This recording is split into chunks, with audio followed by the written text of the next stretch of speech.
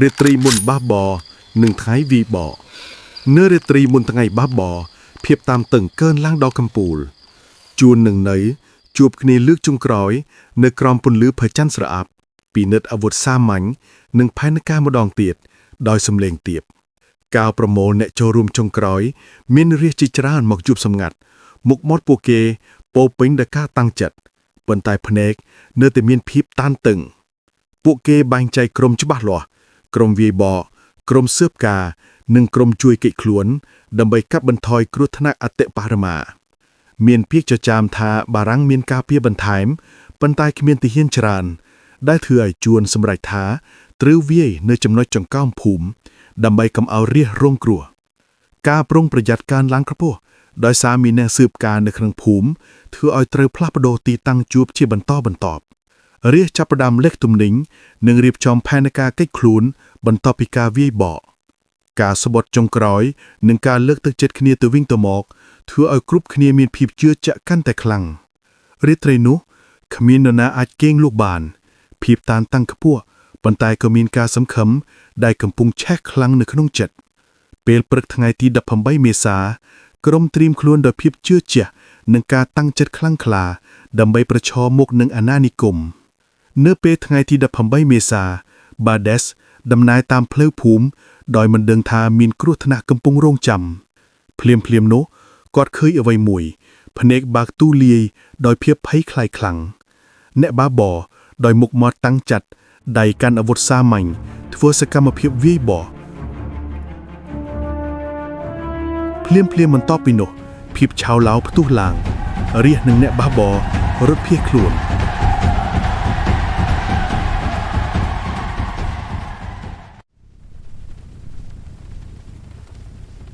បន្ទាប់ពីព្រឹត្តិការណ៍ដ៏គួរឲ្យភ្ញាក់ផ្អើលភាពវឹកវរបានផ្ទុះឡើងភ្លាមដោយភ្លើងឆេះព្រៃអ្នកភូមិខ្ចាត់ខ្ចាយមនុស្សខ្លះលើកកូនតូច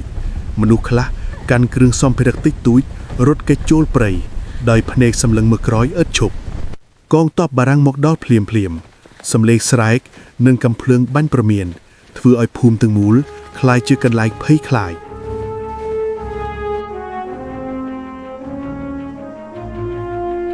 រារត់លាក់ខ្លួនក្នុងព្រៃមានការបែកបញ្ជានិងការភ័យខ្លាចខ្លាំងមនុស្សខ្លះបាត់បង់គ្រួសារមនុស្សខ្លះត្រូវបែកពីកូនឈុតឆាកដេញតាមកើតឡើងនៅតាមផ្លូវនិងក្នុងព្រៃមានការចាប់ខ្នូលនិងរត់គេចខ្លួនជាបន្តបន្ទាប់អ្នកខ្លះរត់គេចដោយអស់សង្ឃឹមខ្លះលេះខ្លួនក្នុងព្រៃហើយអង្គុយឆ្លុះបញ្ចាំងអំពីអ្វីដែលទើបកើតឡើងក្តីសង្ឃឹមរសាត់បាត់ទៅបន្តិចម្ដងបន្តិចឡើងនៅពេលដែលផ្សែងពីភូមិដែលកំពុងឆេះឡើងខ្មៅលេចឡើងនៅលើមេឃ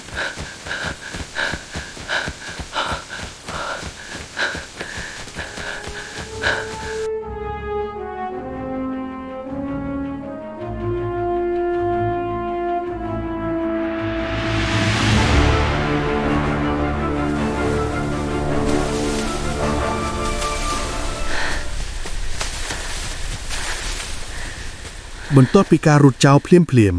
បារាំងបានចាប់ផ្ដើមសងសឹកដោយប្រព័ន្ធទាហានបារាំងនិងអ្នកស៊ើបការមកដល់ភូមិចាប់ផ្ដើមដេញតាមអ្នកចូលរួមដោយកំភ្លើងនិងការគំរាម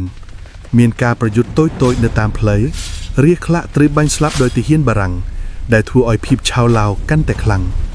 ជួននឹងអ្នកខ្លះត្រូវចាប់ខ្នល់ដាក់ខ្នងគ្នាងនិងដឹកទៅគុកដោយភ្នែកនៅតែមានកំហឹងប៉ុន្តែរាងកាយអស់កម្លាំង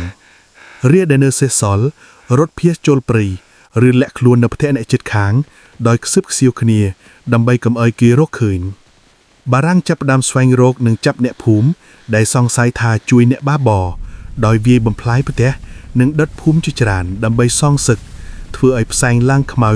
និងភាពវឹកវរកាន់តែខ្លាំង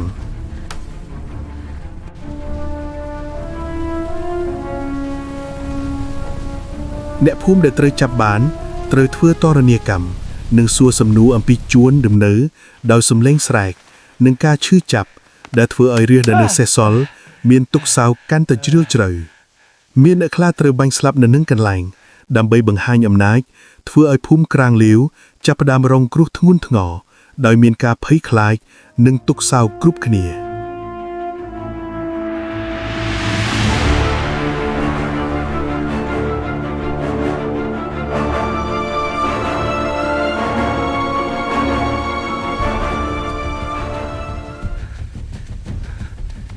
រាំងបន្តដេញតាមអ្នកបះបោដែលនៅសេសល់រួមទាំងជួននិងអ្នកផ្សេងទៀតដោយមិនបោះបង់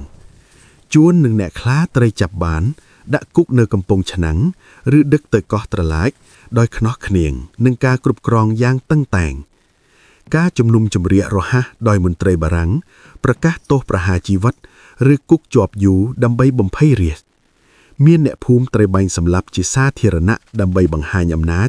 និងបំភ័យរាស្ត្រផ្សេងទៀត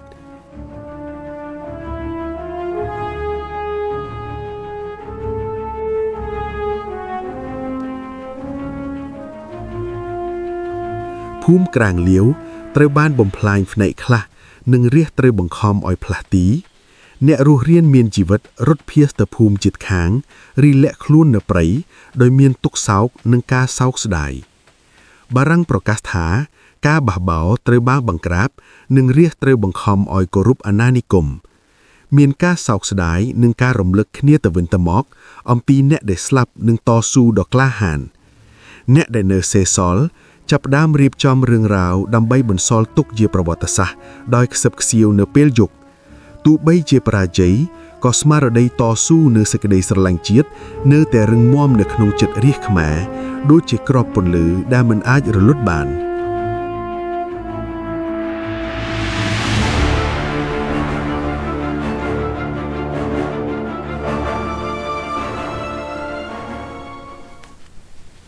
នៅថ្ងៃទី20ធ្នូឆ្នាំ1925ព្រះរាជក្រឹត្យឬប្រកាសការបដូរឈ្មោះភូមិជាផ្លូវការ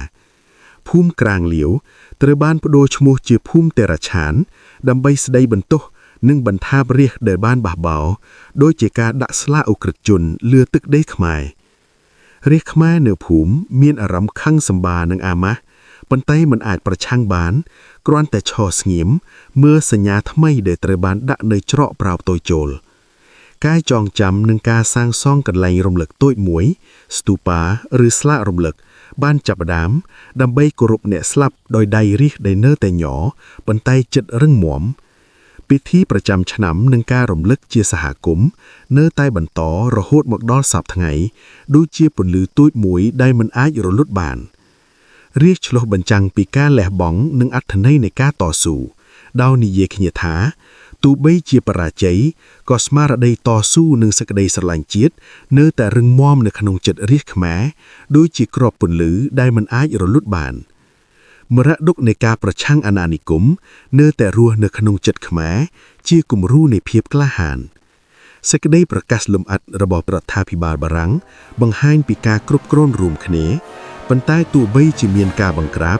សង្ឃឹមនិងស្មារតីជាតិនៅតែមិនរលត់បាត់បង់